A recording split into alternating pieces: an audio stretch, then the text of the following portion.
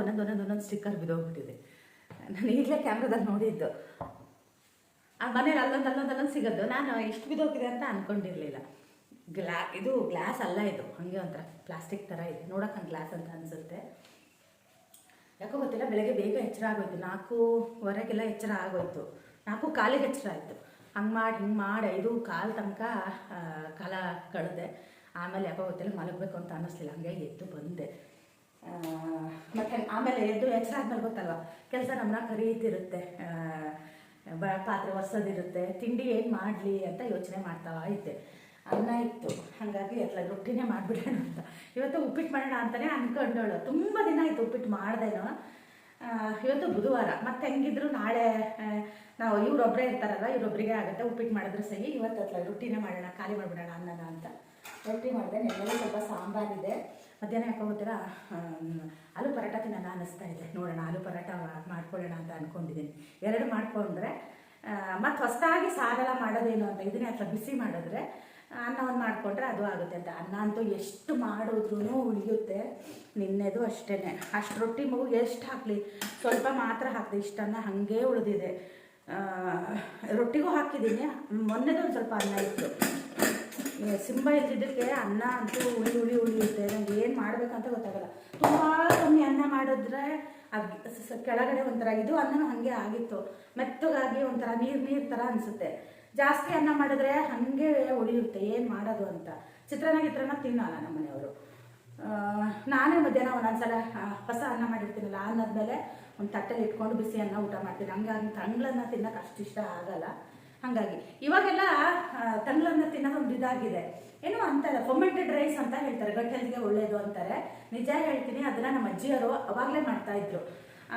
ಈಗ ಅರಗೆಣ್ಣೆ ಶೂಲೆ ಅಂತ ಹೇಳೋದು ಅವಾಗ. ಆದರೆ ಅರ್ಧ ತಲೆನೋವು ಬರೋದು.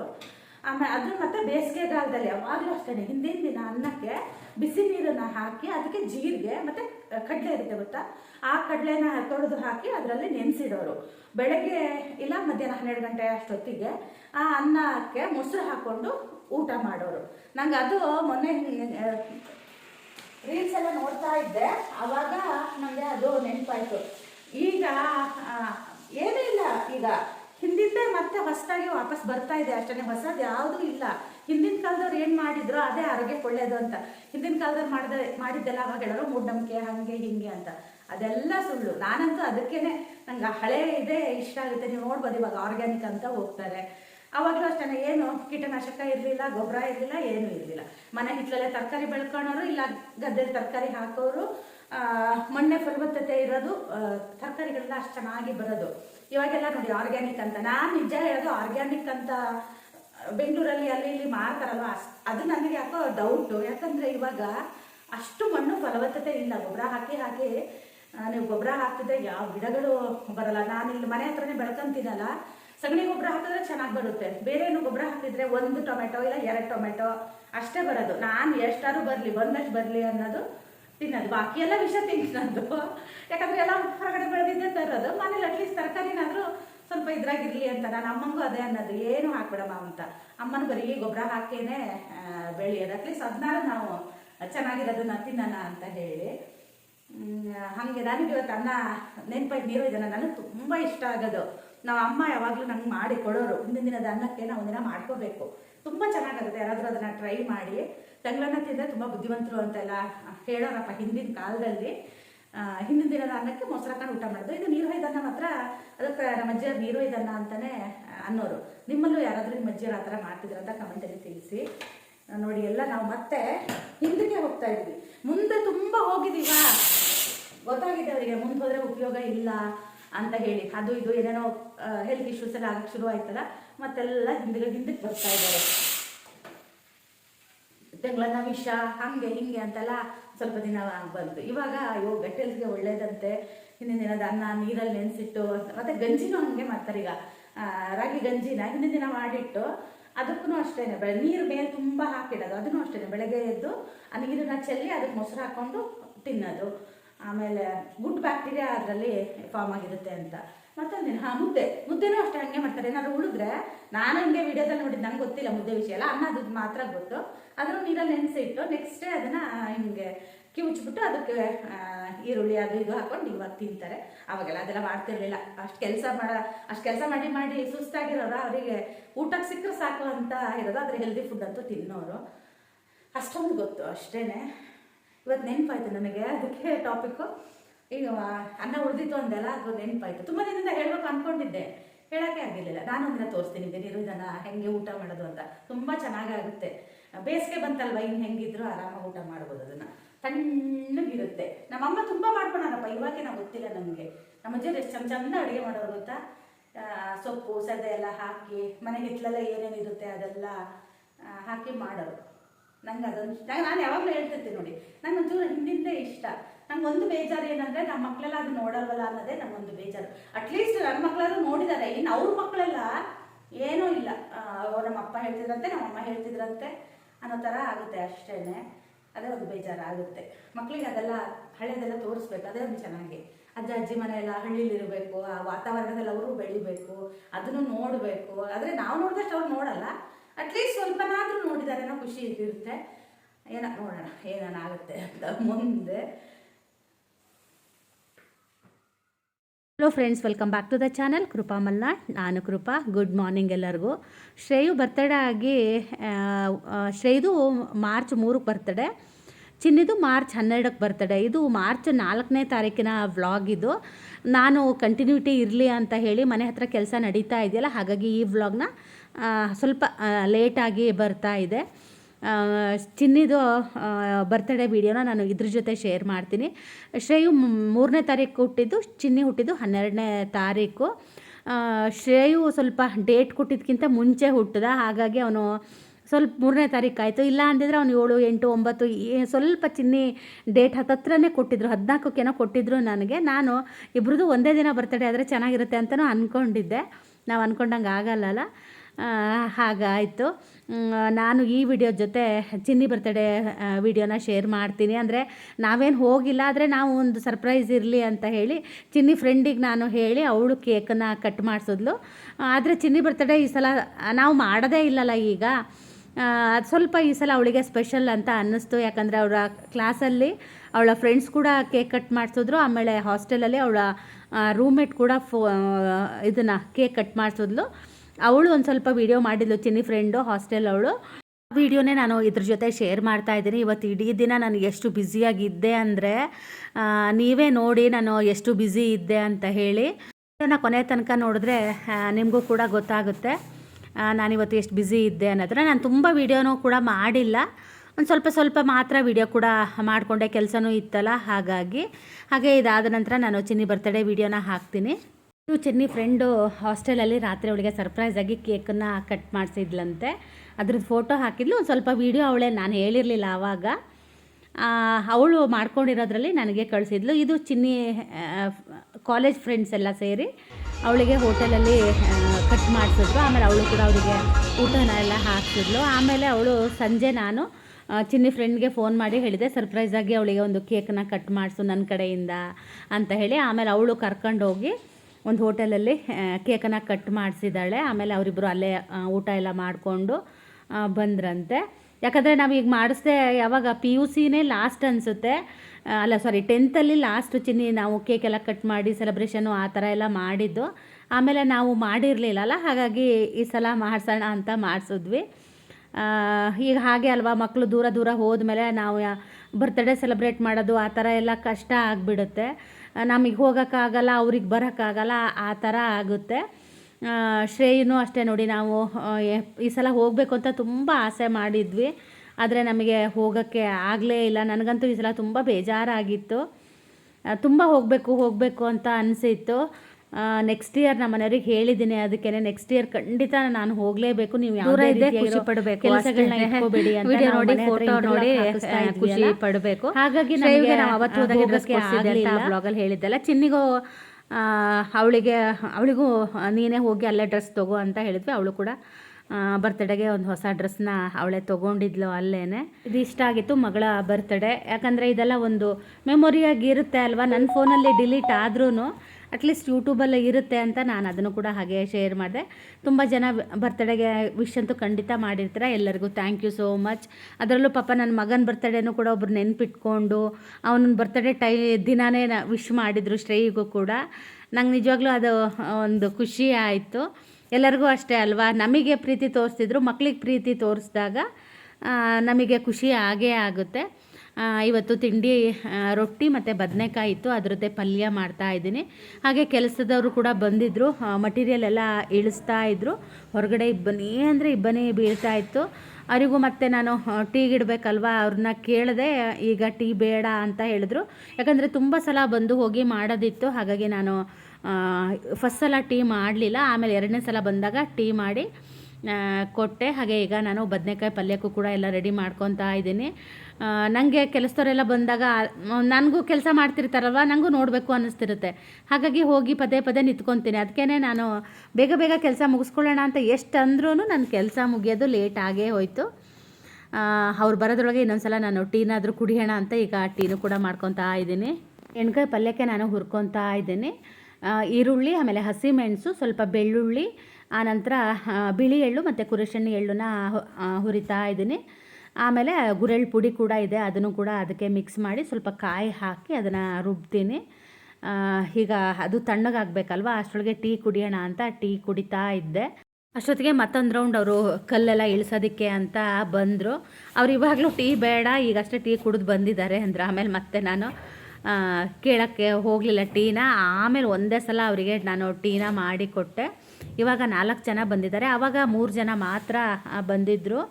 ನಾನು ಅದೇ ನಮ್ಮ ಮನೆಯವ್ರ ಹತ್ರ ಹೇಳ್ತಾ ಇದ್ದೆ, ಯಾವಾಗಲೂ ನಾವು ಯಾವುದಾದ್ರೂ ಅಂಗಡಿಗಳಿಗೆ ಹೋದರೆ ಜಾಸ್ತಿ ದುಡ್ಡು ಕೊಟ್ಟಿರ್ತೀವಿ, ಐಟಮ್ಗಳು ತುಂಬ ಕಮ್ಮಿ ಬರುತ್ತೆ. ಇವಾಗೆಲ್ಲ ರೇಟ್ ಗೊತ್ತಲ್ವ, ಇಲ್ಲಿ ನಾವು ದುಡ್ಡನ್ನು ಹಾಗೆ ಕೊಟ್ಟಿದ್ದೀವಿ, ಆದರೆ ಐಟಮ್ಗಳಂತೂ ಅವ್ರು ನಿಜ ಇಳಿಸ್ಬೇಕಿದ್ರೆ ನಂಗೆ ತಲೆ ಬಿಸಿ ಆಗಿಬಿಡ್ತು. ಇಷ್ಟೆಲ್ಲ ಆ ಕಲ್ಲುಗಳನ್ನು ಹಾಕ್ತಾರ ಅಂತ, ಯಾಕಂದರೆ ನಾವು ಮನೆ ಸುತ್ತಲೂ ಹಾಕಿಸ್ತಾ ಇದ್ದೀವಿ.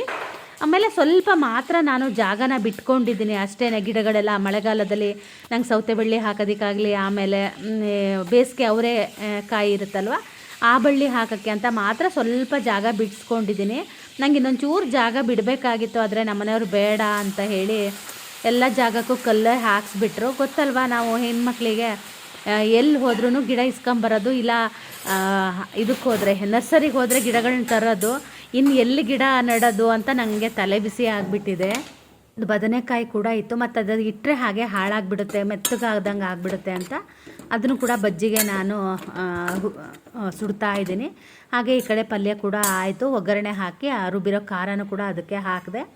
ಹಾಗೆ ಪಾತ್ರೆಗಳು ಒಂದಷ್ಟಿತ್ತು, ಆ ಪಾತ್ರೆಗಳನ್ನೂ ಕೂಡ ತೊಳ್ಕೊಬಿಡೋಣ ಅಂತ ತೊಳಿತಾ ಇದ್ದೀನಿ. ರೊಟ್ಟಿ ಒಂದು ಸ್ವಲ್ಪ ಲೇಟಾಗಿ ಮಾಡೋಣ, ನಮ್ಮ ಮನೆಯವರು ಬಂದ ಮೇಲೆ ಮಾಡೋಣ ಅಂತ. ನಮ್ಮ ಮನೆಯವ್ರಿಗೆ ಅದೇ ಹೇಳ್ತಾ ಇದ್ದೆ, ಇವತ್ತು ಮನೆ ಹತ್ರನೇ ಇರಿ ಅಂತ. ಅವರು ಎಲ್ಲೂ ಹೋಗಲ್ಲ, ಯಾಕಂದರೆ ಮನೆ ಹತ್ರ ಕೆಲಸ ನಡಿಬೇಕಿದ್ರೆ ಅವರಿದ್ರೇ ಚೆನ್ನಾಗಿ ಅಲ್ಲ. ಇವತ್ತೆಲ್ಲೂ ಹೋಗೋದು ಬೇಡ, ಮನೆ ಹತ್ರನೇ ಇರಿ ಅಂತ ಹೇಳಿದ್ದೀನಿ. ಹಾಗಾಗಿ ಅವರು ಕೂಡ ಮನೆ ಹತ್ರನೇ ಇರ್ತಾರೆ ಇವತ್ತು.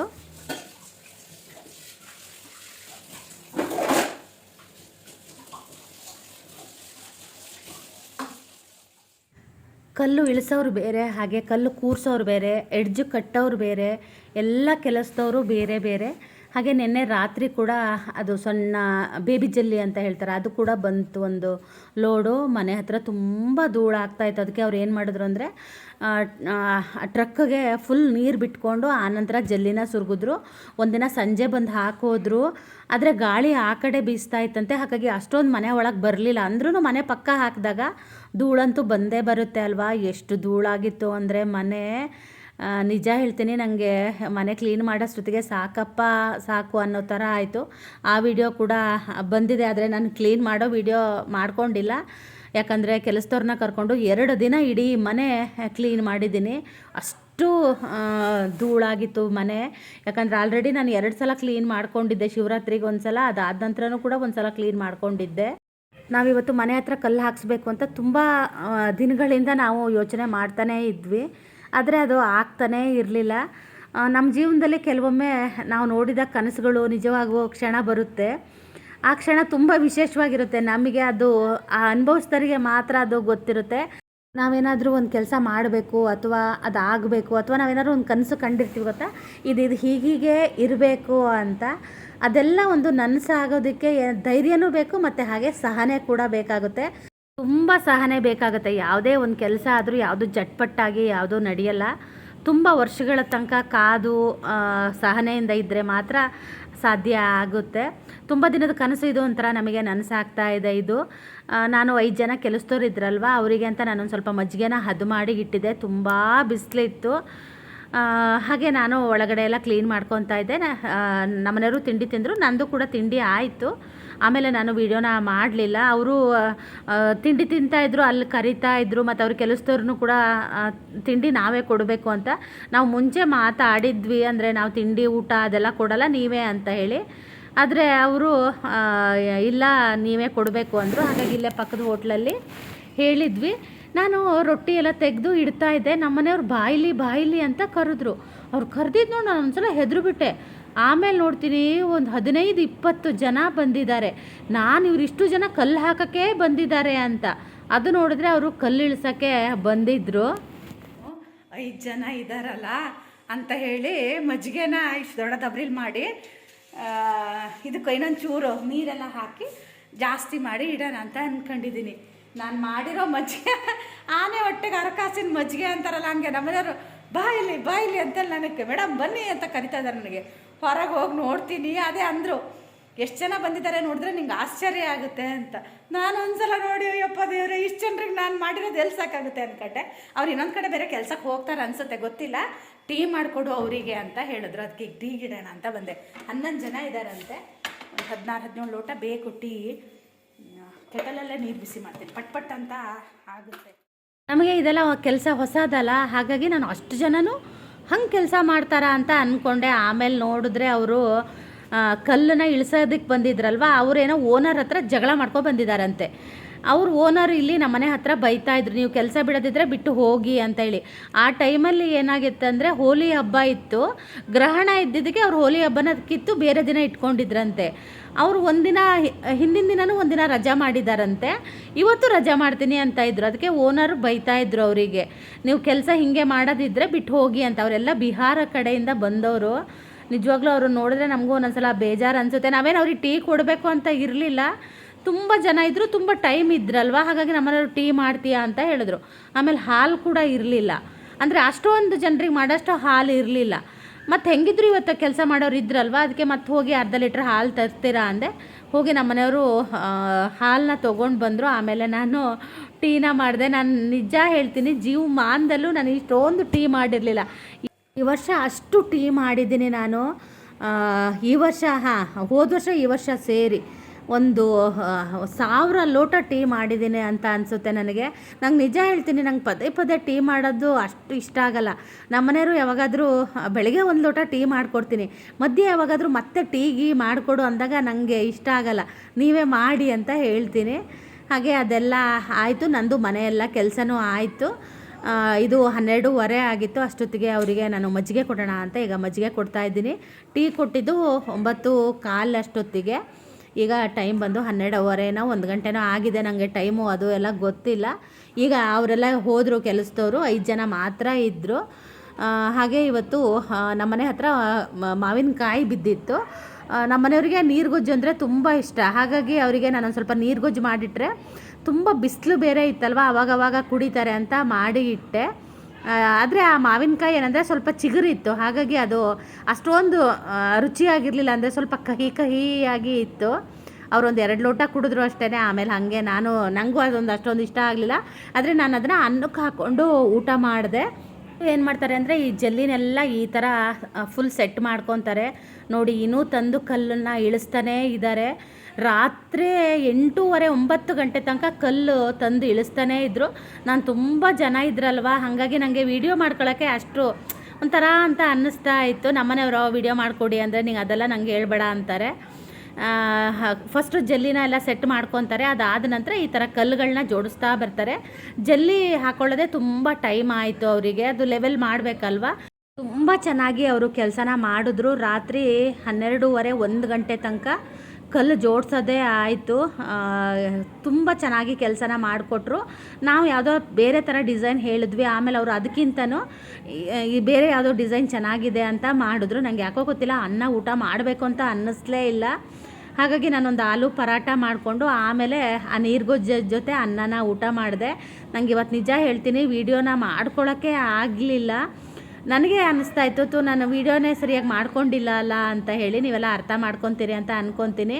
ಇದು ರಾತ್ರಿ 12:15 ಅಷ್ಟೊತ್ತಿಗೆ ಒಂದಷ್ಟು ಕಲ್ಲುಗಳೆಲ್ಲ ಉಳೀತು ನೋಡಿ. ಈ ಕಡೆ ಪೂರ್ತಿ ಆಗಿದೆ, ಯಾಕಂದರೆ ಬೆಳಗ್ಗೆ ನಾನು ನಿಮಗೆ ತೋರ್ಸೋಕ್ಕೆ ಬರಲ್ಲ, ಯಾಕಂದರೆ ಅವರು ಅದ್ರ ಮೇಲೆಲ್ಲ ಇದನ್ನು ಅದೊಂಥರ ಮರಳು ಥರ ಇರುತ್ತೆ, ಅದನ್ನು ಉದುರಿಸಿರ್ತಾರೆ. ಇನ್ನೊಂದು ದಿನ ನಿಮಗೆ ತೋರಿಸ್ತೀನಿ. ಹಾಗೆಯೇ ಇವತ್ತಿನ ವ್ಲಾಗ್ನ ಕೂಡ ಇಲ್ಲಿಗೆ ಮುಗಿಸ್ತಾ ಇದ್ದೀನಿ.